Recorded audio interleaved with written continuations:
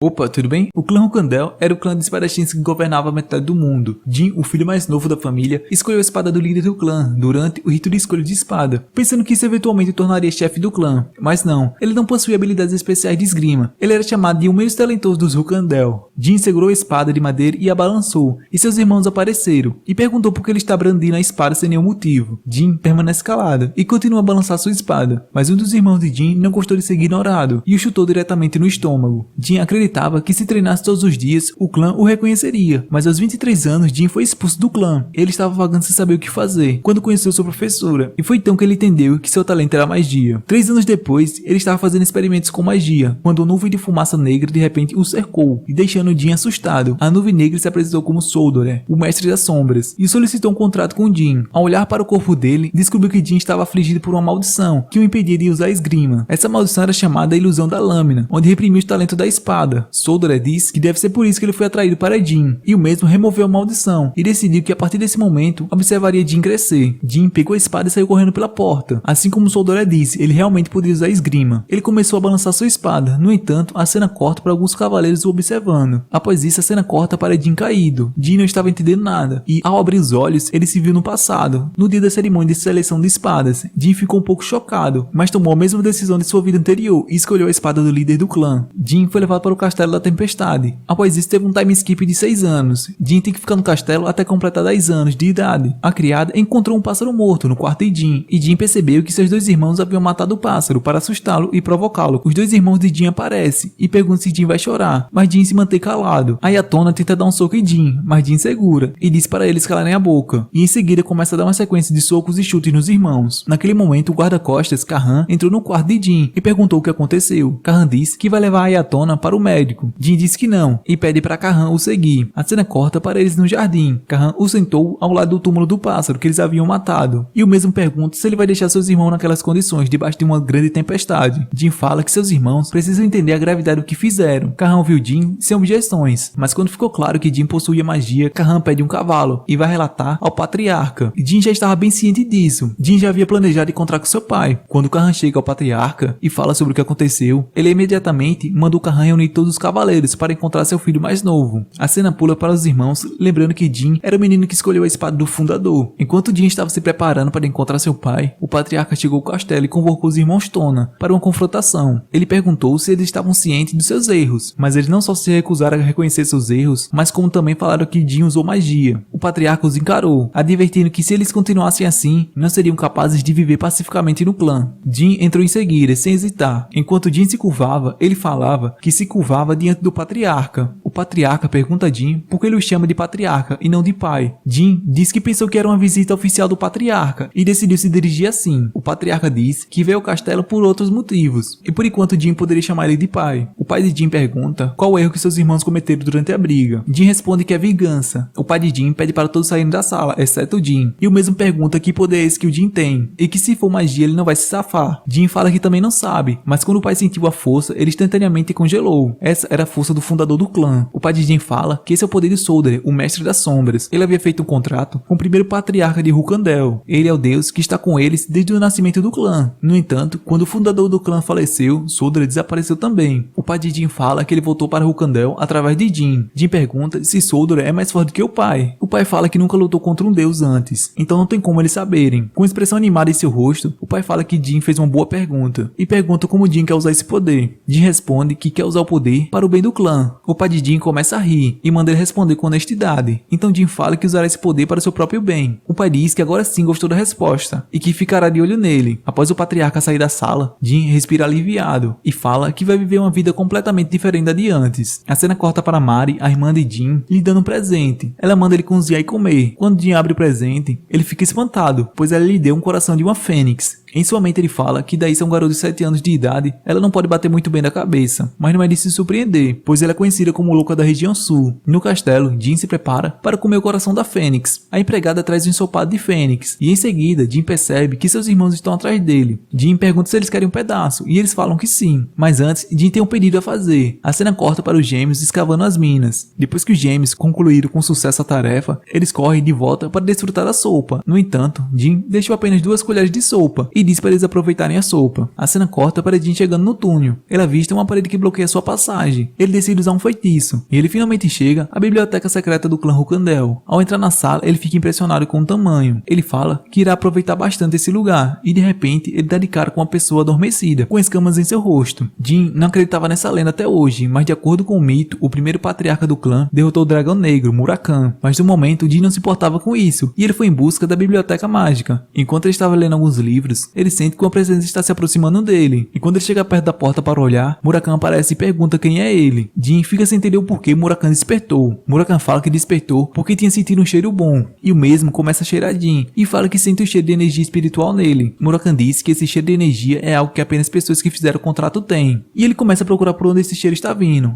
Jin pergunta a Murakan se ele está falando disso, o que deixa Murakan em um estado depressivo, pois o contratante prometido de 1000 anos era um molequinho. Murakan fala que tinha uma promessa com Soldora, e a pessoa que ele tem que ajudar, de acordo com a promessa, era Jin, e o mesmo fala que ele tem que se apresentar formalmente ao contratante de Soldora, e ele fala que é Murakan, representante de Soldora, e último descendente dos primeiros seres das sombras, e de acordo com a promessa de 1000 anos, a partir de hoje ele sempre estará com ele. Murakan pergunta qual é o seu nome, e ele fala que é Jin Rukandel, o 13º e mais jovem filho dos Rukandel. Galera, se vocês gostaram do vídeo, comente e deixa o like, e se vocês quiserem a parte 2, comenta também. Até a próxima e fui!